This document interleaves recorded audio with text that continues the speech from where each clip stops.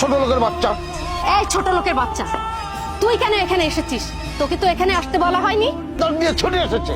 বাবা, মা, আপনারা এইভাবে কেন কথা বলছেন?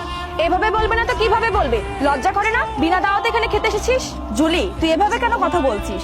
সে আমার হাজবেন্ড, মানে তোর দুলাভাই, আর সে বিনা দাওয়াতে কেন আসতে যাবে? বাবা ফোন করে আসতে বলেছে, তাই আমরা এসেছি। আমি শুধু তোকে আসতে বলেছিলাম, এই চাষার বাচ্চাটাকে কেন সঙ্গে করে এনেছিস? বাবা, মা, কিছুক্ষণের মধ্যে তোমাদের ছোট জামা এখানে চলে আসবে। ও এসে যদি দেখে চাষা জামা এখানে দাঁড়িয়ে আছে, তাহলে তোমাদের মান সম্মানই থাকবে না।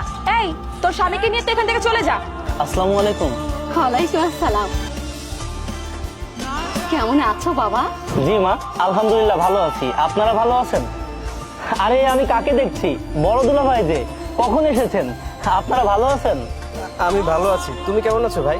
এই, তোমাকে না চলে যেতে বললাম, এখনো নির্লজ্জের মতো দাঁড়িয়ে আছো কেন? মা, তোমরা সে প্রথম থেকে কেন আমার হাজবেন্ডের সঙ্গে খারাপ ব্যবহার করছো? সে তো তোমাদের জামাই নাকি? কিসের জামাই? তোর কাছেও জামাই হতে পারে, আমার কাছেও কিছুই না। ও গ্রাম্য খ্যাত চাষা ছোট লোক। মা, আমি আর আমার হাজবেন্ড এখানে এসে ভুল করলাম নাকি? তোমরাই তো আমাদের ফোন করে আসতে বলেছো।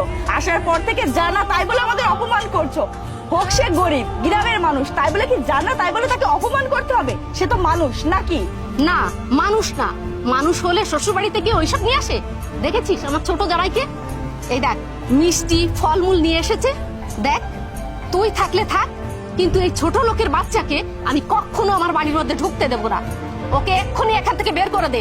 মা, যেখানে আমার হাজবেন্ডকে অপমান করে এই বাড়ি থেকে বের করে দেওয়া হচ্ছে, তুমি কি করে ভাবলে সেই বাড়িতে আমি ঢুকবো? এই, চলো এখান থেকে। ভাই দাঁড়ান।